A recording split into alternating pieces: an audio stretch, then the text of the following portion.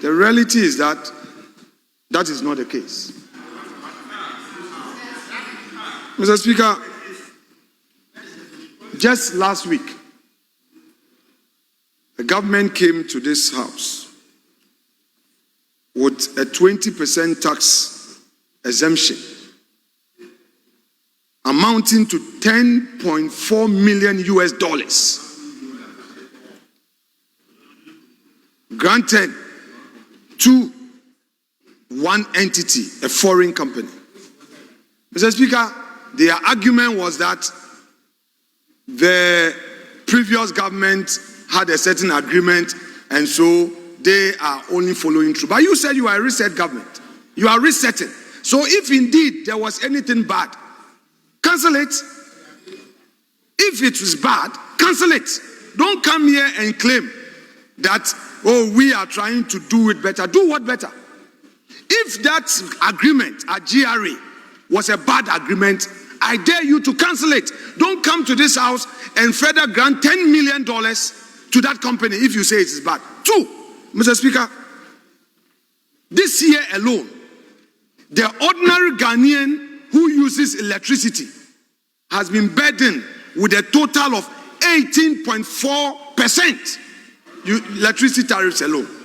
18%. This is the total tariffs you've imposed on the ordinary Ghanaian. So you don't turn around and create the impression that, oh, this is a COVID levy, the ordinary businessman was paying, so you are taking it away as if you care. You don't. This year alone, Mr. Speaker, whereas in 2018, the Akufo-Addo government, through PURC, announced a total tax tariff adjustment. And in this case, it was a reduced tariff adjustment, ranging from 18 to 30%. Households enjoyed 18%, corporates enjoyed up to 30%. This was the status quo ante. When you came into office this year, you have increased electricity tariffs up to 18.4%. If you care about the ordinary Ghanaian, why did you impose the tariffs? 3, you have imposed a 1 Ghana cedi levy on petroleum products at the pump. Any Ghanaian going to buy fuel, any liter purchased, additional 1 Ghana cedi is paid. Mr. Speaker, if you calculate, it is far in excess of the amount you claim you are giving by way of repealing this law. Mr. Speaker, a government must be paying for 4 years without COVID. To taste higher education because of poverty or the inability of their parents to do so. And Mr. Speaker, even members of parliament must be those who first should commend the president, because this 537 million would have come back to members of parliament paying those fees on behalf of those first year students who are unable to do it. President Mahama is absorbing it with 537 million. Significant number of tertiary students benefited from it, including persons with disability, who for the first time 25 million for free tertiary education.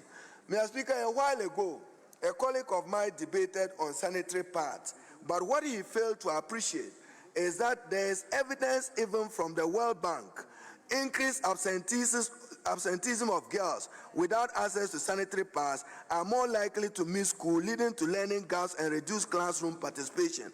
You can refer to SOMA 2015. Lower academic performance of those girls, World Bank 2021, and then reduced confidence. Mr. Speaker, on this floor, I heard many of them argue that why is the president allocating 290 million for sanitary pads and 100 million for jobs? If those young girls don't get educated, they would not even be qualified for those jobs we are talking about. So, Mr. Speaker, this intervention is to assure them of consistency, to remain in the classroom. A while ago, Mr. Speaker, a colleague of mine arguing on sanitary pads chose to do chop-bar arithmetics. He just took the number of 6.6 million first batch of sanitary pads supplied and came to the conclusion that government was procuring sanitary pads as 45 Ghana cedis. Mr. Speaker, that is palpable falsehood.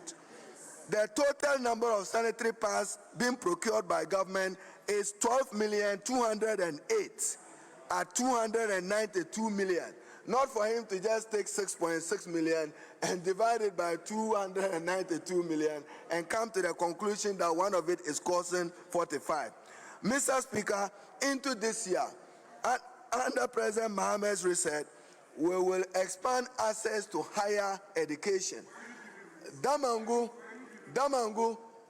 the President has dedicated his award of Chinese support of $27.31 million for a science technology university to begin in Damangu. A number of technical universities, one in Dambai and a science and technology university in Jasikan and Damangu will take off this year. Mr. Speaker, the Ghana Education Trust Fund has an allocation of 9.9 billion.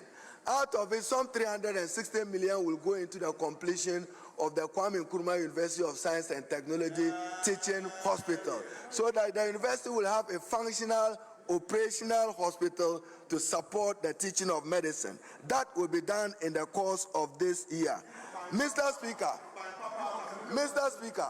then they argue that they were superior managers of the economy. We're here when you came, debt exchange. President Nana Addo Dankwa himself, speaking in Brussels, was confronted with the reality when he said his darkest hour was subjecting this country to a debt exchange. The country is not out of the woes of its economic mismanagement that deteriorated even the performance of the city. So, Mr. Speaker, in respect of basic education, a number of junior high schools will be built across the country because there are many communities where 15, 20 communities cluster have access only to one junior high school. The Minister for Finance announces in this budget some work will begin on some 200 junior high schools across the country. Mr. Speaker, some 2 billion has been allocated for that. In addition to that, 200 kindergartens and 400 4-unit teacher bungalows. Mr. Speaker, we are currently in discussion with the District Assembly Common Fund, the GET Fund, and using the pension fund of GSOP, the Ghana Education Pension Fund, to begin the construction of 50,000 housing units for teachers under President Mohammed's Teacher Dabre initiative. Very soon, the President will cut sword for it. That, Mr. Speaker, when they talk about jobs, whether it's big push of infrastructure of roads, that creates jobs, whether the job is in a highway or in a road. I've heard principled and consistent.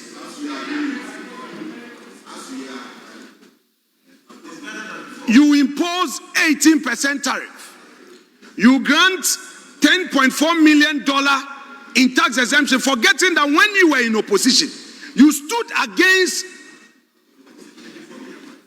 tax exemptions for Ghanaian businessmen who were coming into the country, who were investing under 1D1F. You were opposed to it. You said you were against the tax breaks. Today, you are imposing 1 Ghana cedi per liter of diesel I buy, of petrol I buy. Everybody, the Okada rider who buys 1 liter is paying 1 Ghana cedi. Then you turn around to say that you are repealing. Mr. Speaker, if the government is minded,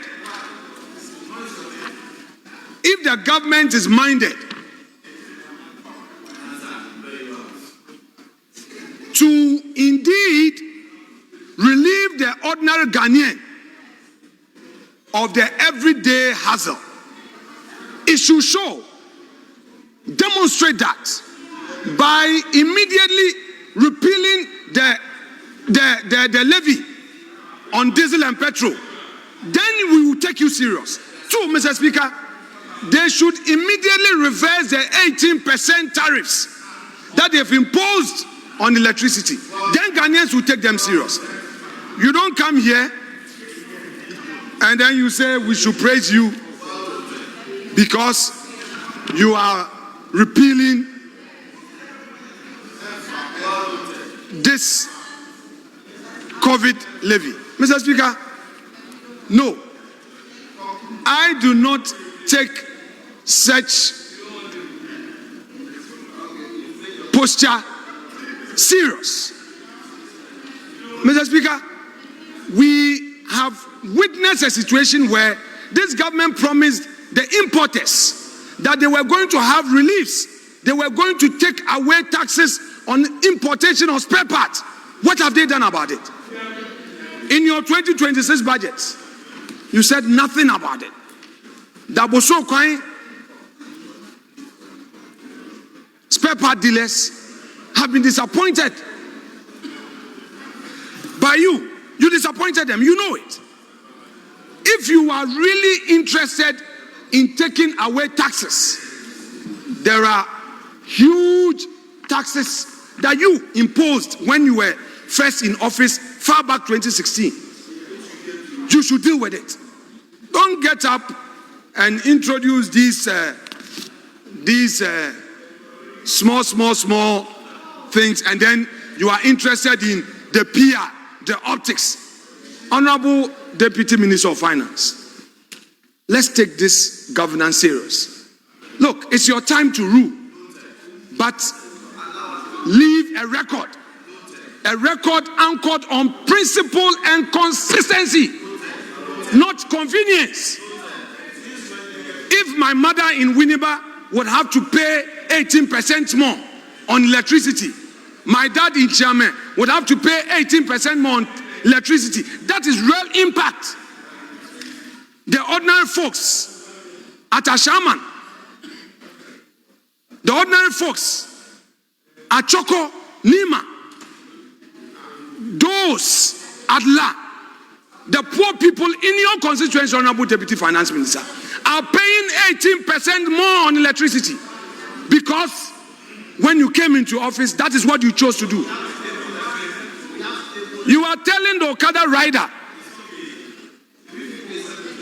to pay 1 Ghana cedi on each liter of petrol he buys. That is what you are doing. Then you turn around to say you are repealing what? Why did you impose that energy recovery levy, which was not in place when Akufo-Addo was in office? Whereas your predecessor reduced electricity tariffs, you are increasing electricity tariffs under your so-called reset. And you want us to praise you when you even forgot about your own promise of 1 job, 3 shifts. Mr. Speaker, we are not against this in principle, but for their inconsistency, for their lack of principle, we want the Ghanaian people to know that they deserve better and that they should not fall for this mischief. The ordinary Ghanaian must know that he or she has been overburdened with more taxes than it was previously. People cannot afford electricity. People cannot afford petrol and diesel because you are making life difficult. Yes, that is true. Because you can afford, you think that the Okada rider is not burdened. If the Okada rider buys 10 liters, if he buys 10 liters, well, you need your bill, keep shouting. You need your bills, keep shouting.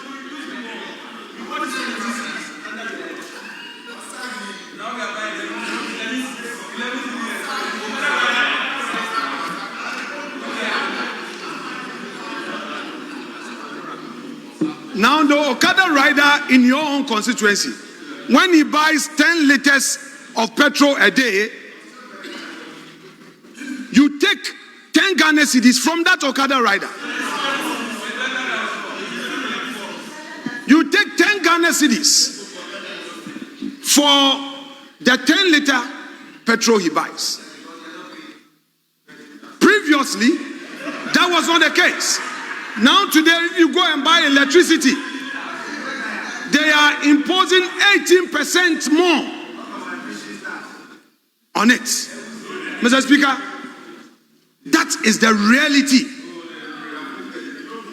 Mr. Speaker, if it is their style to act without principle and without consistency,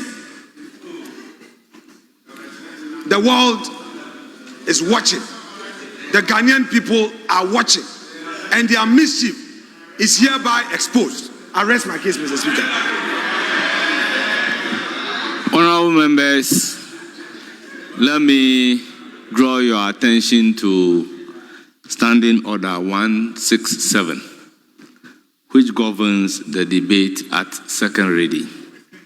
And at second reading, it is the principle, the rationale, the brain behind the mischief that the bill is seeking to cure that is debated. And all members, the bill under consideration is COVID-19 Health Recovery Levy Repeal Act 2025.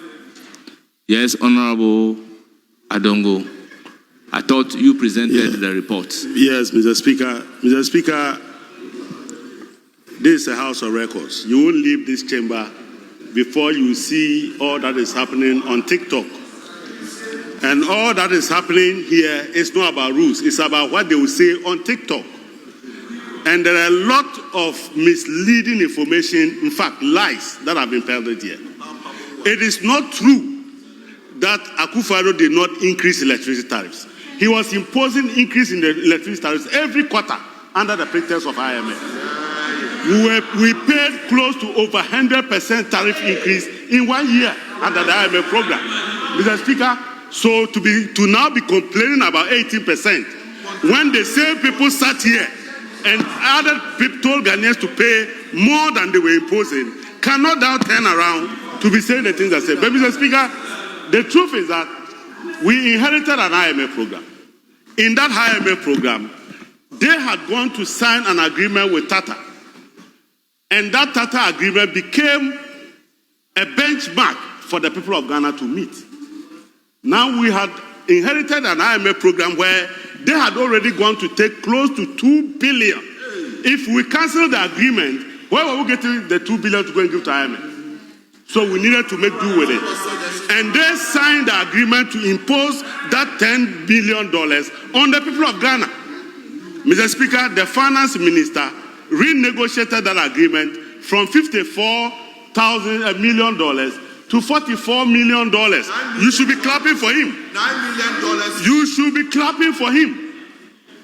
And the same people who imposed this on Ghana, having taken $2 billion on account of a benchmark, which had become a prayer action, and now say that we should have cancelled it, so that the IMF will come looking for their money, and now they'll be hiding and be laughing at us. We will not fall for that, Mr. Speaker.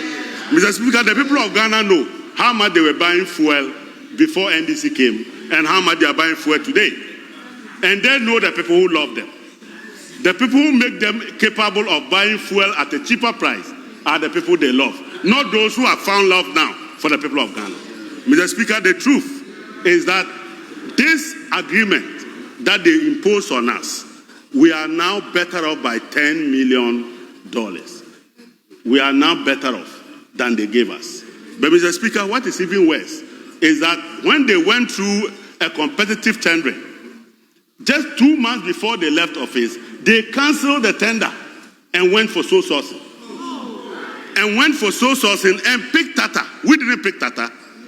You didn't pick Tata by competitive tendering. You went and sole sourced with them. And just a month, almost 3 weeks before you left office, you amended the agreement and now slotted into that agreement the $10 million we have to pay. How can you sign an agreement without tax exemption? And 3 weeks before you leave office, You now re-sign that agreement, amend it, and add tax exemption. And now you tell us we should cancel it so that we'll go to arbitration and the people of Ghana will be slapped with damages and charges. We will not do that. We will not do that. Rather, we would go and renegotiate it and save the people. But the truth is that you were collecting COVID-19 taxes when COVID had since gone. You were the only country imposing COVID-19 taxes on the people of Ghana. Mr. Speaker, you were collecting $3 billion a year from COVID-19 for 4 years without COVID. Mr. Speaker, they were the people who were collecting e-levy and told us that e-levy was like Akroma. It was curing all disease, including roads. What is the meaning of that? It was as if they were actually blackmailing us. What is the meaning of what you said? So, Mr. Speaker, the people of Ghana know. What's the meaning of It is an all-cancellling medicine. Yes. If you have a swollen leg, you touch it, it will go. So, if you want road to be constructed, please give us e-levy. If you say your tooth is aching, they say e-levy. If you say you can't pay your children's school fees, they say e-levy. Your hair is good. Fortunately, Mr. Speaker, we found out that e-levy had no cure. It didn't cure any disease. And when we sacked e-levy, we rather brought interest rate down. When we sacked e-levy, we rather brought inflation down. And when we sacked e-levy, Ghana became stronger. Mr. Speaker, we are not only repealing the COVID-19 recovery, we have repealed e-levy that put $6 billion in the pocket of Ghanaians. Mr. Speaker, that is what governance is about. A government that truly keeps its promise. We promise we will repeal e-levy, we've done it. We promise COVID-19 recovery levy is going. Mr. Speaker, some people are praying that when we wake up next year, we will now begin to live the way they lived. Dishonest governance that we experience. That will never come back. That will never come back. Mr. Speaker, the essence of this conversation is that we want to repeal the COVID-19 recovery levy and save the people 3 billion Ghana cedis a year that they have since been paid.